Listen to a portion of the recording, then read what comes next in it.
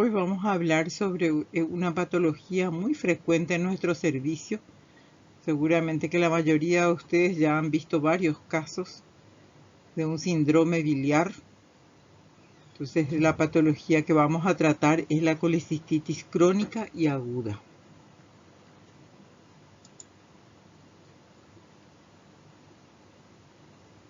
Ustedes ven acá en este esquema, ¿verdad? El hígado, y en el lecho hepático acá está la vesícula biliar con su conducto cístico que desemboca en el colédoco. Este colédoco acá ustedes ven está el hepático común y va el hepático izquierdo y hepático derecho, ¿verdad? Este conducto colédoco después va a desembocar en la segunda porción del duodeno. Entonces este es un muy buen esquema, ¿verdad? Que podemos utilizar para graficar nuestra patología. La colecistitis crónica está causada por ataques leves y repetitivos de colecistitis aguda, lo cual produce, va dejando un engrosamiento de las paredes de la vesícula biliar que con el tiempo pierde la capacidad para desempeñar su función, que es la de concentrar y almacenar la bilis. Entonces son pequeños ataques subagudos, ¿verdad? A veces no tienen una manifestación clínica, incluso a lo mejor un pequeño malestar que el paciente a veces atribuye a comí algo pesado o algo así, bueno, un pequeño malestar, pero no tiene una manifestación clínica franca. Sin embargo, hay un cuadro subagudo, una inflamación subaguda de la vesícula que va dejando como secuela un engrosamiento de la pared, ¿verdad?, de la vesícula, y eso hace que con el tiempo la vesícula ya no se pueda contraer debidamente para expulsar su contenido, su reservorio de bilis, y que participe esa bilis en la digestión, ¿verdad? Ustedes saben que la bilis ayuda a digerir las grasas en el intestino delgado. La mayoría de estos ataques son causados por cálculos en la vesícula biliar, o sea, litiasis en la vesícula biliar.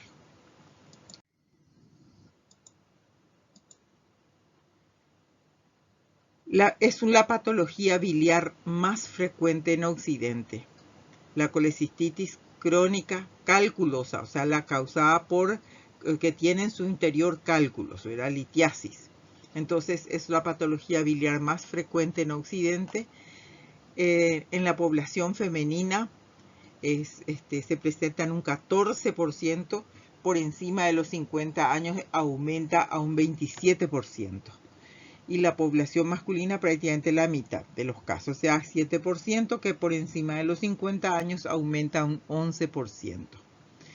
En cuanto a los factores predisponentes de esta patología, la obesidad, las dietas hipocalóricas y el uso de drogas antilipémicas se nombran como factores predisponentes.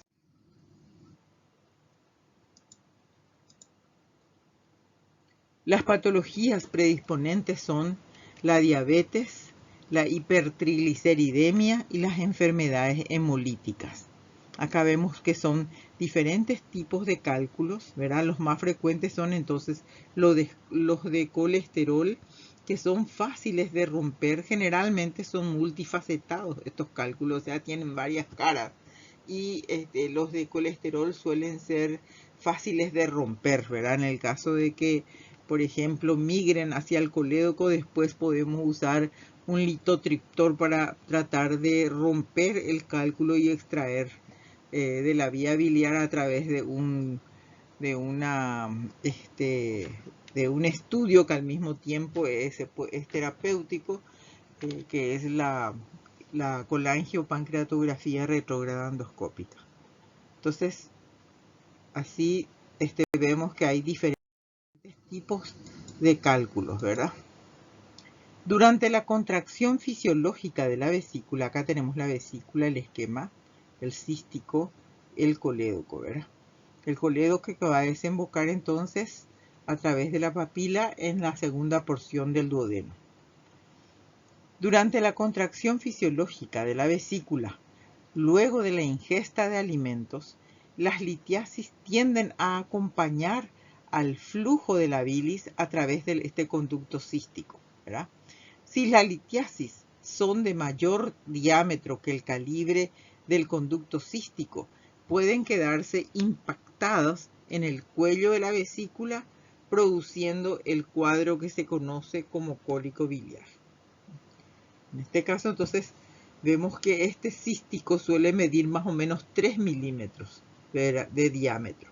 Entonces, si los cálculos que están acá en el interior de la vesícula, ¿verdad?, son un poco mayores al cístico, al diámetro del conducto cístico, entonces cuando la vesícula se contrae fisiológicamente por la ingesta de alimentos grasos, generalmente se contrae fuertemente y trata de eliminar su contenido hacia el conducto colédoco y luego hacia el duodeno para que participe en la digestión de los alimentos.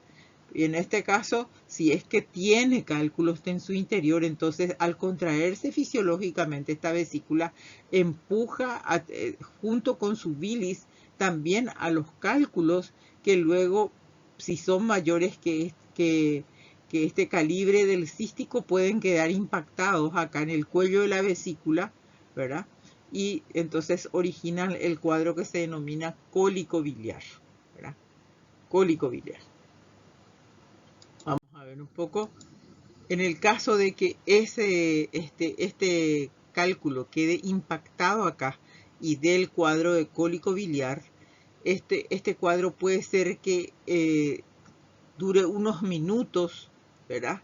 Simplemente unos minutos, y una vez que la vesícula se relaje, entonces vuelve ese cálculo, puede volver al fondo de la vesícula y cede el cuadro espontáneamente. O sea que ese cuadro de cólico biliar que se origina por la obstrucción momentánea acá del conducto cístico o por la impactación de este cálculo acá en el conducto cístico o en el bacinete de la vesícula, entonces una vez que la vesícula se relaja, cede espontáneamente este cuadro, sin necesidad de que uno trate a lo mejor.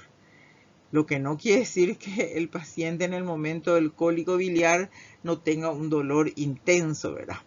¿Cómo se caracteriza este cólico biliar? Se caracteriza por dolor en epigastrio, ¿verdad?, que es de inicio brusco, es intenso el dolor, es de tipo cólico, quiere decir que tiene momentos que son de mayor intensidad y luego disminuye en intensidad, pero no cede totalmente el dolor, o sea, queda un dolor remanente. Ese es el dolor de tipo cólico. No cede completamente, sino que queda un hasudú, como nosotros decimos en guaraní, se queda un remanente de dolor y luego vuelve otra vez a aumentar en intensidad. Ese es el de tipo cólico. Entonces, este dolor que inicia en forma brusca, que es de gran intensidad, es de tipo cólico, irradia al hipocondrio derecho y hacia la escápula derecha. O sea, va hacia el dorso, hacia la escápula derecha. Este dolor se acompaña generalmente de náuseas y vómitos, ¿verdad? Todo este cuadro puede durar desde minutos hasta 2 o 3 horas y la característica es que no tiene fiebre, ¿verdad? Puede durar minutos, entonces hasta 2 o 3 horas y sin fiebre.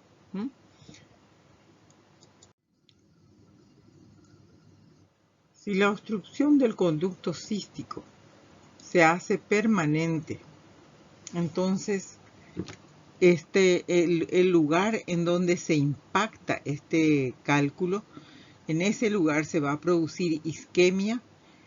Eso va a llevar a la necrosis de la pared en esa zona, una ulceración local, un edema que se traduce, o sea, se generaliza a toda la vesícula, un edema que esa estasis que se produce dentro de la vesícula puede llevar a la infección, ¿verdad?, generando el cuadro de colecistitis aguda.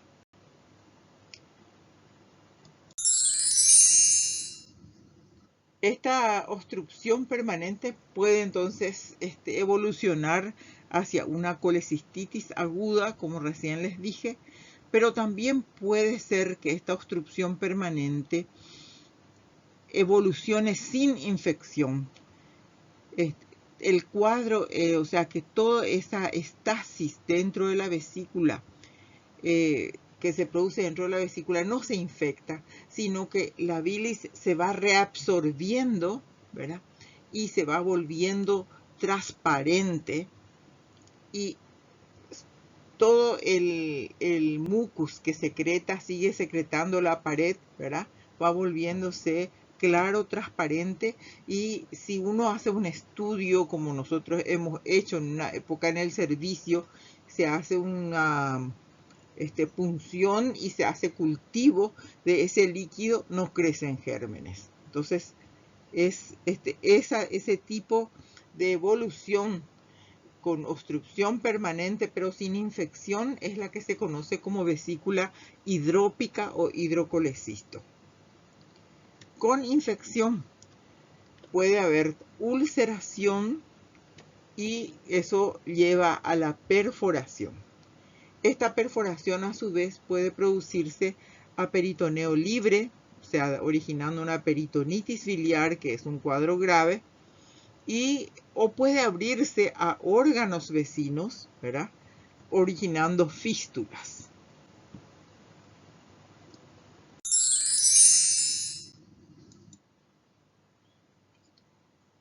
Cuando se abre a peritoneo libre, entonces puede dar un absceso perivesicular o plastrón, o sea que se abre a peritoneo libre. Puede ocurrir que entonces vengan los órganos vecinos y traten de localizar este proceso, ¿verdad? Y entonces viene el epiplón mayor junto con las asas intestinales y todos los órganos vecinos y se apelotonan acá tratando de localizar el proceso. Entonces forman este líquido que se extravasa de la vesícula, ¿verdad? Puede originar entonces un absceso perivesicular, un plastrón vesicular, ¿verdad? O puede abrirse directamente y que no haya una reacción así plástica del organismo. Entonces origina una peritonitis biliar generalizada, que es un cuadro muy grave, ¿verdad? Los órganos vecinos, cuando se abre a los órganos vecinos se perfora y se abre a un órgano vecino, puede originarse entonces fístulas al colon directamente, el colon que está acá, el ángulo hepático del colon o el colon transverso, y puede hacer que se abra directamente al colédoco. A veces esta vesícula tiene una gran bolsa de Hartmann que se llama acá una dilatación del bacinete por cálculos que se acumulan allí, y puede ser que esté acostado sobre este conducto colédoco y entonces origina una fístula al colédoco, ¿verdad? O puede originar entonces, como dijimos, al colon transverso, ángulo hepático del colon, o puede ser que directamente se perfore hacia el duodeno, ¿verdad? Y entonces da fístulas al duodeno. El cuadro de la colecistitis crónica litiásica puede ser completamente asintomático durante toda la vida y ser un hallazgo de las necropsias, ¿verdad? O sea, en la autopsia. Entonces puede permanecer asintomática. ¿Cómo puede ser sintomática? Y los síntomas que son más frecuentes, que más frecuentemente se presentan, suelen ser la aversión a comidas grasas, la pesadez postprandial, náuseas, vómitos, meteorismo. A veces es uno de los únicos síntomas que tiene el paciente, ¿verdad? No, es meteorismo. O sea que siempre está lleno de gases, aparentemente. Entonces, esa puede ser una manifestación, ¿verdad? Un síntoma de una colecistitis crónica litiásica. El 30 al 40% de estos pacientes que tienen litiasis vesicular debutan con cólico biliar. Y el 18 al 30% debutan ya por sus complicaciones. O sea, tienen una colecistitis crónica litiásica completamente asintomática hasta que de repente directamente presenta una de sus complicaciones, que puede ser una colecistitis aguda directamente, o que es una complicación, ¿verdad? O puede ser un pasaje de cálculos hacia el coledo, dando un síndrome coledociano, ¿verdad? O puede ser una fístula. La manifestación de una colecistitis crónica calculosa en el examen físico suele ser dolor en hipocondrio derecho, ¿verdad? O un dolor en el punto de Murphy, ¿verdad? Acá en el punto de Murphy no hay fiebre y la vesícula no es palpable. Entonces, en el examen físico de una colecitis crónica calculosa no encontramos muchos datos. Lo que podemos encontrar es un dolor en hipocondrio derecho a la palpación profunda, ¿verdad? Un dolor en el punto de Murphy que se encuentra justamente entre dos líneas imaginarias, una que pasa por ambos rebordes costales y otra que es vertical, que es hemiclavicular, o sea, pasa por la parte media de la clavícula, ¿verdad? O sea, una línea que baja directamente desde la parte media de la clavícula.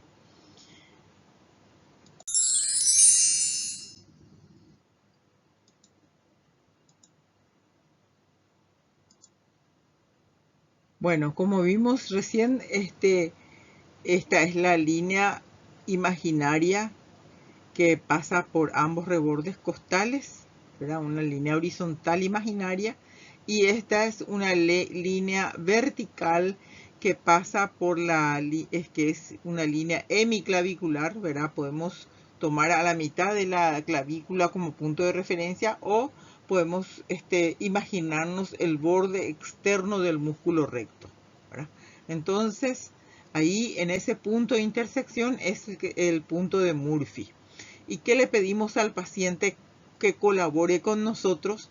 Le hacemos una palpación profunda a nivel del punto de Murphy y le pedimos que respire profundamente. Le decimos, es suspira a mí pupucú, señor. Es suspira a mí pupucú. Es suspirar profundamente. Entonces, cuando hace la inspiración profunda, el diafragma desciende, ¿verdad? Al expandirse los pulmones, entonces empujan al hígado hacia abajo. O sea que tiene excursión respiratoria al hígado y también la vesícula. Entonces, al inspirar profundamente, desciende el hígado y desciende la vesícula, y es la vesícula la que toca nuestra mano que está acechando, ¿verdad? Estamos palpando acá profundamente a plena mano y le hacemos inspirar profundamente al paciente, y el paciente detiene bruscamente la inspiración, ¿verdad? Por el dolor. Ese es el signo de Murphy positivo que indica de que esa vesícula es una vesícula enferma, una vesícula que probablemente el mayor porcentaje de las colecistitis crónicas son litiásicas, o sea, portadoras de litiasis. Entonces, se realiza una palpación profunda a nivel del punto de Murphy, se pide la colaboración del paciente, se le dice que realice una inspiración profunda y es suspirar pupucudum, le decís. Y el paciente, cuando está suspirando profundamente, entonces detiene bruscamente la inspiración por dolor. El signo de Murphy, entonces decimos, es positivo. Esto indica entonces de una colecistitis crónica, ¿verdad? Generalmente la mayoría litiásicas. Entonces es la vesícula la que toca nuestra mano al descender el hígado y la vesícula por la inspiración profunda. Acuérdense entonces de que aquí hay dos órganos en el hipocondrio derecho que tienen excursión respiratoria.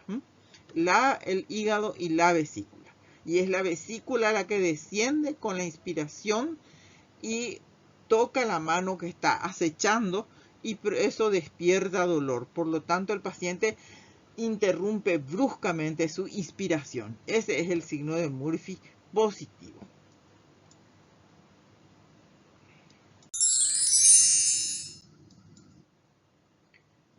Acá debemos hacer diagnóstico diferencial generalmente con las patologías que dan un síndrome doloroso en epigastrio, que sería, por ejemplo, la úlcera péptica, gástrica y duodenal. Acuérdense de que las úlceras gástricas y las úlceras duodenales son dolores rimados y periódicos. Rimados quiere decir tienen relaciones con las comidas, ¿verdad? Y son periódicos porque se presentan cada tanto, ponerle cada 2, cada 3 meses aparecen generalmente, ¿verdad? Entonces, es un dolor cuando la úlcera sienta en el estómago. Generalmente el dolor se presenta casi espontáneamente después de haber ingerido las comidas, o sea que en poco tiempo después de ingerir las comidas, porque al distenderse el estómago es como una herida que tiene dentro del estómago, por lo tanto le despierta dolor, ¿verdad? Y estas úlceras si asientan en el duodeno, sin embargo, el paciente presenta dolor tardíamente, o sea que horas después, 2 o 3 horas generalmente después de haber ingerido los alimentos. Entonces es la que se manifiesta como hambre dolorosa. El paciente está durmiendo, por ejemplo, tranquilamente, cenó, se durmió tranquilo y resulta que después de repente se despierta de madrugada con un dolor terrible en el estómago que sabe ya, con el tiempo aprende de que le calma al ingerir alimentos. Entonces se levanta y se va a la heladera y toma un vaso de leche o come algo y con eso le calma el dolor. ¿Entendés? Entonces es un dolor que empieza después de 2 o 3 horas de haber ingerido alimentos, o sea, en forma tardía, y que está relacionado con la acidez gástrica. Entonces, cuando el estómago está vacío, ¿verdad?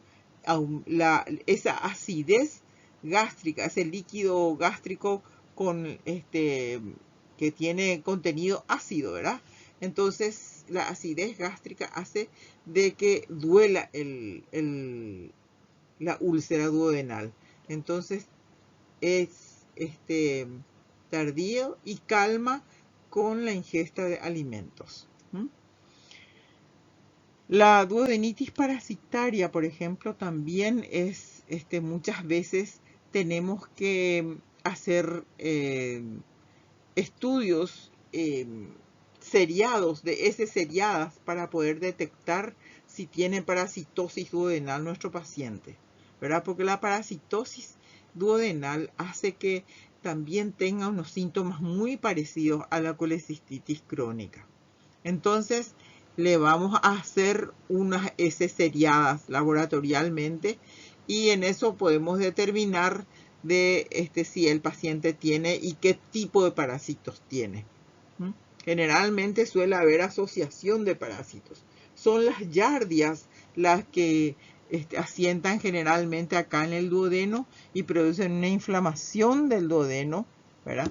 Y entonces da un cuadro similar al de las colecistitis crónica. Muchas veces, si es que no detecta, no siempre los parásitos eliminan sus heces, eliminan sus huevos en las heces.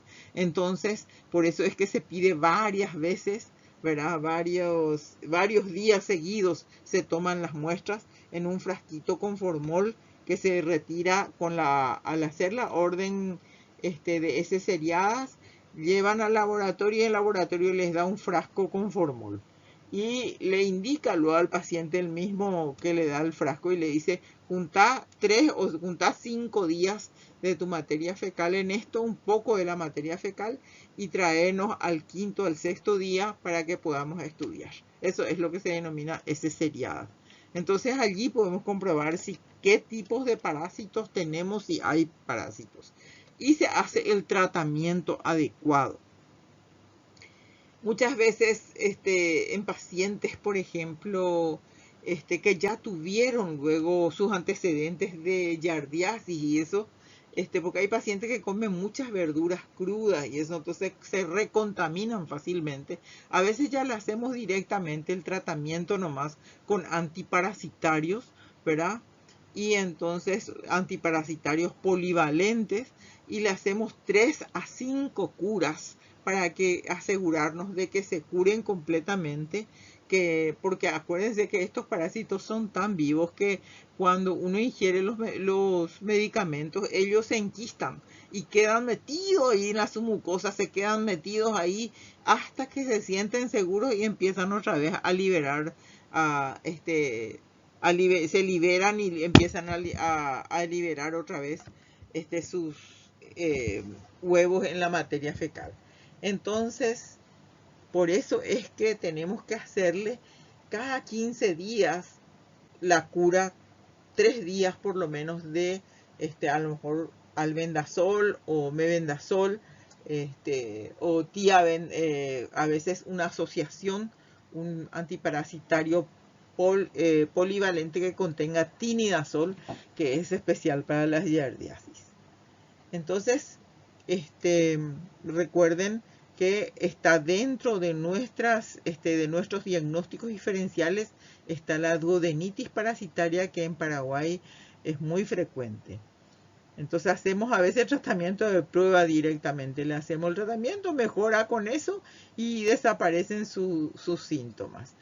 Entonces, cuando vemos que en la ecografía no vemos cálculos en la vesícula y el paciente sigue con síntomas, hay que buscar que no sea una duodenitis parasitaria.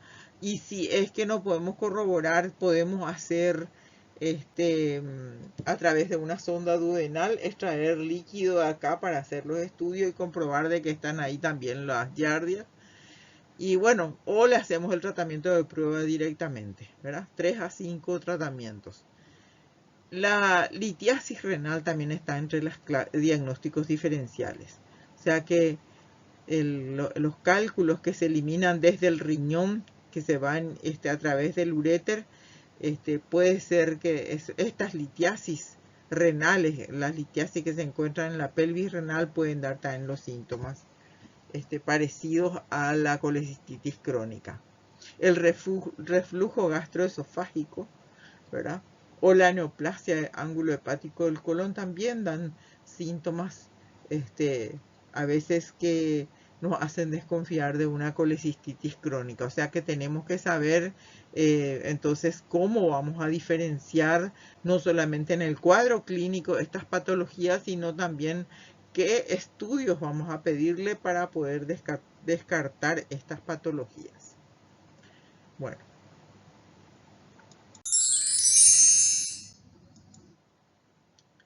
los métodos auxiliares de diagnóstico sería, acuérdense que la radiografía simple de abdomen, a veces ya al hacer una placa de abdomen podemos ya ver nosotros una vesícula, por ejemplo en porcelana, la que tiene depósito de calcio en sus paredes, es radiolúcida, o sea, se puede ver con una radiografía simple de abdomen, ¿verdad? Pues tiene depósito de calcio en sus paredes y se dibuja la vesícula como si fuera que se le dio de ingerir a ingerir contraste.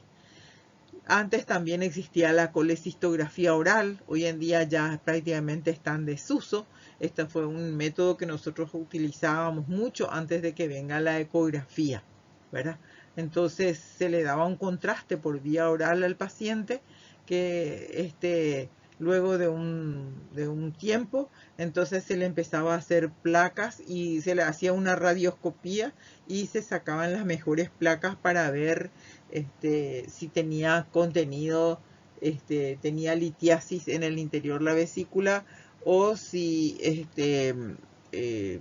¿cómo se llama? Se contraía debidamente después de un rato de haber ingerido un huevo, por ejemplo. Se le daba 1 o 2 huevos de comer después de sacar las primeras placas y se veía si esa vesícula se contraía debidamente al ingerir el huevo o si tenía una vesícula perezosa, se contraía lentamente. Entonces generalmente eso era porque sus paredes estaban afectadas, ¿verdad? Y entonces, o porque estaban engrosadas o porque tienen depósito de colesterol en sus paredes, que son las colesterosis vesiculares. Entonces, la colecistografía oral fue un método auxiliar que hemos utilizado durante mucho tiempo, pero luego del advenimiento de la ecografía de abdomen superior, entonces prácticamente quedó en desuso. La tomografía axial computarizada, que no es muy específica, es también un buen método, pero es caro, ¿verdad? No en todos lados está disponible. Entonces, la ecografía de abdomen superior es la soberana para estudiar un paciente que tenemos sospecha de colecistitis crónica calculosa. La colangiografía tiene sus indicaciones precisas que vamos a nombrar en el transcurso de la clase, sobre todo cuando estemos hablando de métodos auxiliares más invasivos. Bueno, entonces la colecistitis crónica calculosa, la soberana en el estudio de método auxiliar de colecistitis crónica calculosa es entonces la ecografía del abdomen superior. Por ejemplo, es lo que les dije. En una placa simple de abdomen, puede ser que ustedes hagan una placa simple por cualquier motivo y encuentren ustedes que hay cálculos, ¿verdad? Muy bien teñidos, porque estos son cálculos que tienen litiasis en sus paredes, tienen depósitos de calcio en sus paredes, entonces pueden ser radiolúcidos, ¿verdad? Acá vemos, por ejemplo, una vesícula en porcelana que les nombré. Ven cómo se dibuja la vesícula, ¿verdad? Y es la propia vesícula la que tiene depósito de calcio en sus paredes. Entonces está dibujada la vesícula. Esta vesícula es la que se relaciona con el cáncer de vesícula biliar, ¿eh? Tiene una íntima relación con el cáncer de vesícula biliar. Vesícula en porcelana. Esta es la colecistografía oral que le estuve hablando, ¿verdad? Donde al paciente se le da un contraste por vía oral y en ese caso entonces la vesícula se tiñe, ¿verdad? Y podemos ver en su interior múltiples cálculos pequeños, en este caso, ¿verdad? Microlitiasis, y también observar, por ejemplo, esta angulación de este conducto cístico, ¿eh? Está angulado. Y esto puede explicar de que haya habido una estasis acá y que haya favorecido la producción de cálculos dentro de la vesícula, porque no puede evacuar bien esta vesícula ya que hay una angulación de su conducto cístico. Entonces, microlitiasis en este caso, y acá un poco más grandes, las litiasis múltiples medianas, ¿verdad? De tamaño mediano. Acá en la colecistografía oral también podían verse incluso defectos en la pared, como en este caso el pólipo vesicular, ¿verdad? Acá un pólipo vesicular o una amputación del fondo de la vesícula, en este caso un adenomioma. Bueno, luego una colecistitis crónica calculosa desde hace un tiempo, entonces utilizamos para su diagnóstico la ecografía de abdomen superior. Y en ella podemos observar entonces las paredes de la vesícula, ¿verdad? El contenido de esta vesícula, este líquido más oscuro es la bilis, ¿verdad? Que se ve bastante oscuro acá. Y este contenido dentro de la vesícula que vemos que son radiolúcidos, o sea que son litiasis, porque proyectan imágenes ecorefringentes que proyectan una sombra sónica posterior, o sea, tienen como unas rayas oscuras por detrás, y eso indica de que estos son litiasis dentro de la vesícula, ¿verdad? Porque son imágenes ecorefringentes que proyectan sombra sónica posterior. En esta ecografía se puede observar mucho mejor. Vemos la pared de la vesícula bastante delgada, fina, no hay un engrosamiento acá. Sí, en esta parte en esta pared sí se ve un engrosamiento mayor. Hay una imagen ecorefringente bastante grande en su interior y una sombra sónica posterior, el que nos hace diagnóstico de litiasis vesicular, ¿verdad? En esta ecografía también. Todo esto depende también de la resolución del aparato que utilizamos. Hay aparatos en los que se ven mucho mejor, son más, más lindos a la vista, más claros, y otros son un poco más complicados, o sea, son un poco más, aparentemente no tienen mucha resolución. Generalmente los aparatos que se llevan, que son portátiles y se llevan de un lado a otro, son de poca resolución, ¿verdad? No van a ser tan claros como aquellos que se realizan IPS, por ejemplo, que tiene una máquina impresionante con una resolución importante. Entonces van a ver muy lindas las ecografías con mucho más nítido el contenido. Entonces ven acá, por ejemplo, una vesícula de pared que está normal prácticamente y tiene múltiples imágenes pequeñas y una más grande, ¿verdad?, en su interior, y proyectan sombra sónica posterior, ¿eh? Entonces son litiasis. Acá también, ven ustedes, acá hay un mayor engrosamiento de la pared, pero acá hay múltiples cálculos, ¿verdad?, con sombra sónica posterior. Acá también ven otra ecografía, ¿verdad?, en donde vemos múltiples cálculos dentro de la vesícula, que tiene todavía contenido de bilis en su interior, ¿verdad?, tiene líquido y tiene sombra sónica posterior. Acá, por ejemplo, vemos una vesícula que está de pared distendida, ¿verdad?, en este caso, pero tiene una pared incluso bastante engrosada, ¿verdad?, y tiene un contenido adentro que es ecorefringente, pero no tiene sombra sónica posterior. Y esas son microlitiasis generalmente, pero todavía son tan pequeñitos y no están todavía acumulados, por lo tanto no tienen sombra sónica posterior. Acuérdense que el barro biliar entonces puede ser una bilis espesa, ¿verdad?, o pueden ser ya microlitiasis, solo que no están todavía acumuladas y por lo tanto no producen sombra sónica posterior. Son imágenes ecorefringentes sin sombra sónica posterior. Barro biliar. Este es otro en donde la vesícula se le tomó en forma transversal, así, ¿verdad? Por eso se ve más redondeada, no se ve de largo la vesícula así. Vemos en su interior un cálculo con una buena sombra sónica posterior. Y en este, sin embargo, ustedes ven una vesícula distendida con bilis en su interior y una imagen, ¿verdad?, que es ecorefringente, pero no tiene sombra sónica posterior. Barro biliar. Esta es una imagen de una tomografía, ¿verdad?, en donde se ve una vesícula en la zona en el lecho hepático. Vemos una formación redondeada con contenido de bilis todavía en su interior, ¿verdad? Por eso tiene como un nivel líquido acá. Y esto es una vesícula en porcelana. Ven como un hueso prácticamente está calcificado. Está un hallazgo de la tomografía, ¿verdad?, que se ve en la tomografía, una vesícula en porcelana en un corte transversal.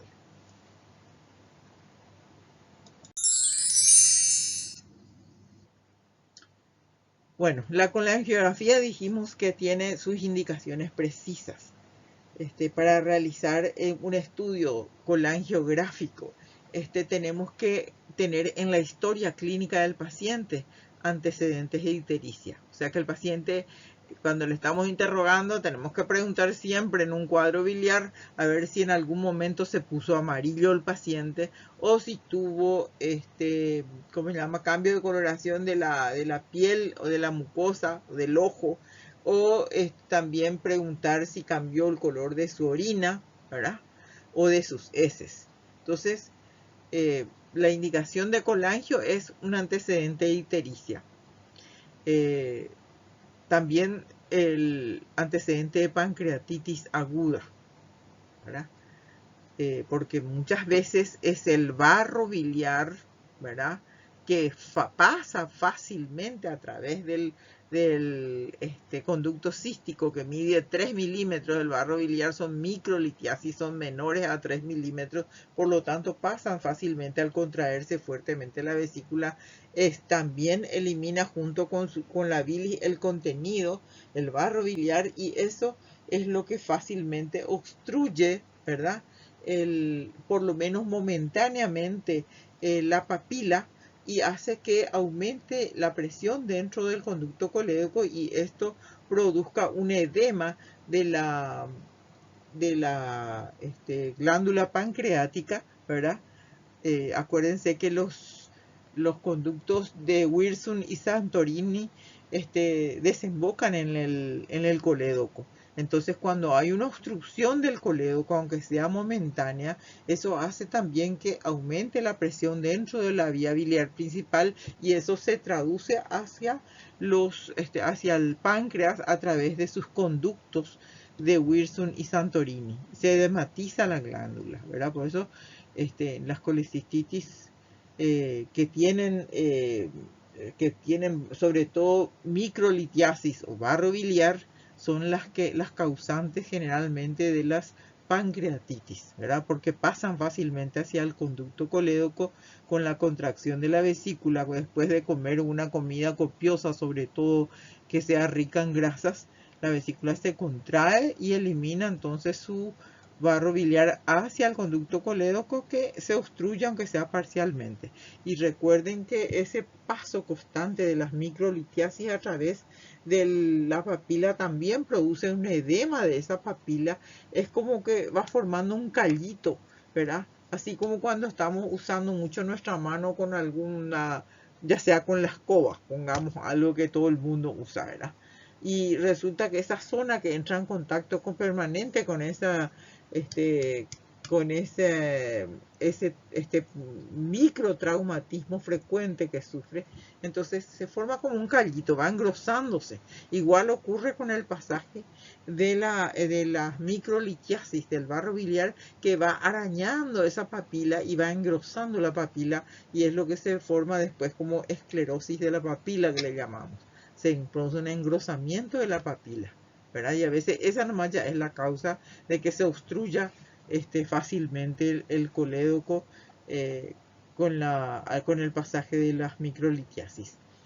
Entonces, la pancreatitis aguda es una de las indicaciones de la colangiografía, ¿eh? Y además de eso, el colédoco dilatado por ecografía. O sea, le hacemos a nuestro paciente una ecografía y nos percatamos de que el calibre del colédoco es mayor a 7 milímetros. Lo normal es hasta 7 milímetros, ¿verdad? Entonces, si está más aumentado el calibre del colédoco, entonces vamos a desconfiar de que hay una obstrucción allá en la porción terminal del colédoco, que puede ser un cálculo, o puede ser barro biliar, ¿verdad? O puede ser una esclerosis de la papila. La bilirrubina directa elevada también es una indicación de colangiografía. O sea que al recibir a nuestro paciente, siempre luego le vamos a pedir la ecografía, y también vamos a pedir unas pruebas funcionales hepáticas. Que las pruebas funcionales hepáticas, que incluye entonces el dosaje de bilirrubina directa, indirecta, total, transaminasas, que son la GOT y la GPT.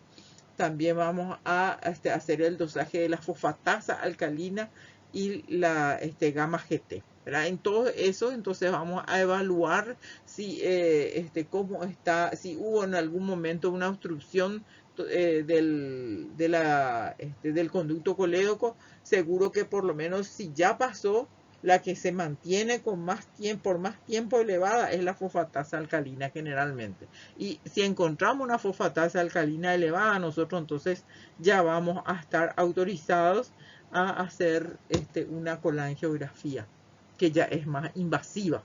Porque siempre en todos los estudios en métodos auxiliares de diagnóstico vamos de lo menos invasivo a lo más invasivo, Entonces, por eso es primero pedimos ecografía, pedimos el laboratorio, hacemos nuestras pruebas funcionales hepáticas, dosamos todas estas cosas y si encontramos una de estas, de estos valores aumentados o tenemos un antecedente de ictericia en el paciente, entonces vamos a tener en cuenta para realizar luego un examen que es más invasivo como la colecistitis, o sea, la CEPRE que ustedes que llaman, que es la colangiopancreatografía retrógrada endoscópica, en la cual generalmente pedimos luego comprobable papilotomía.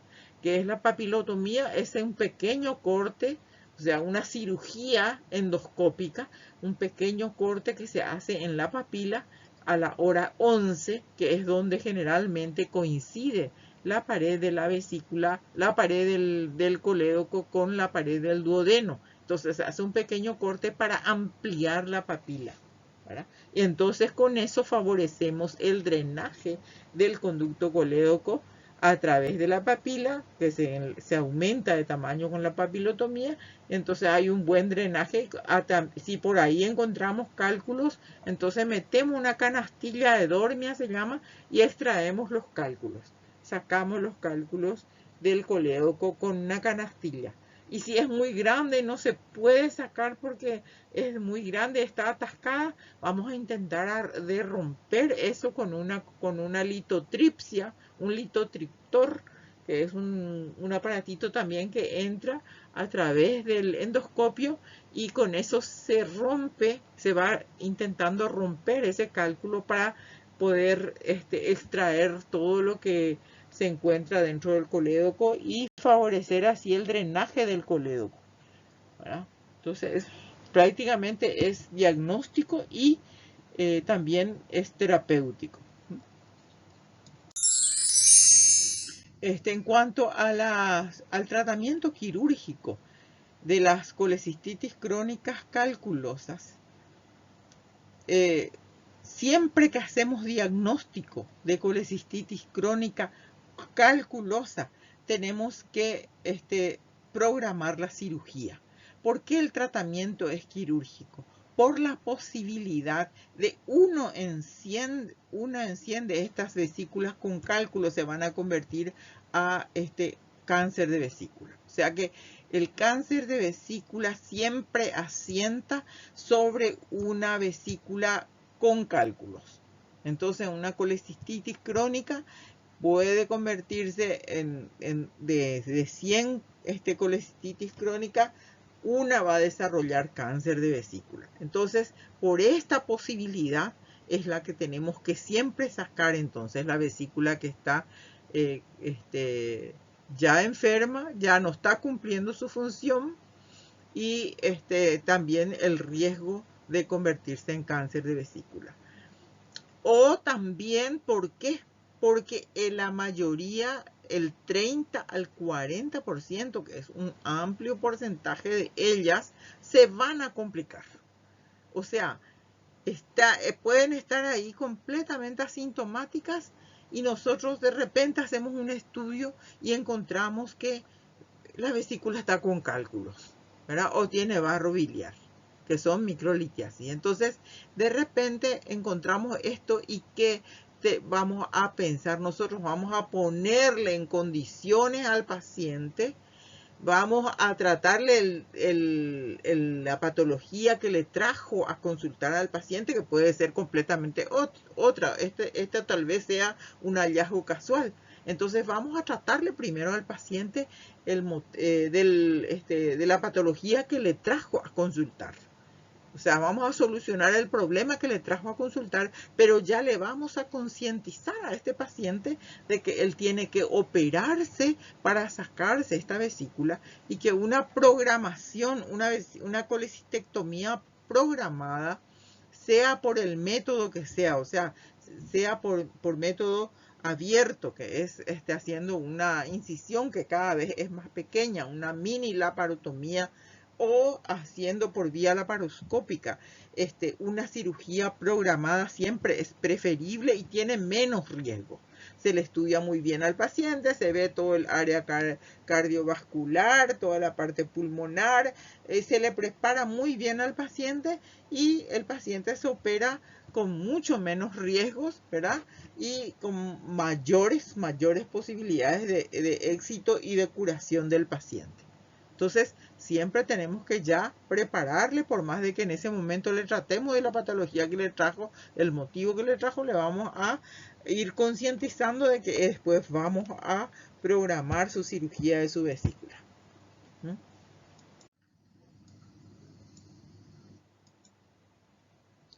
Bueno, vimos de que el 18 al 30% de las litiasis vesiculares van a debutar por las complicaciones, como dijimos.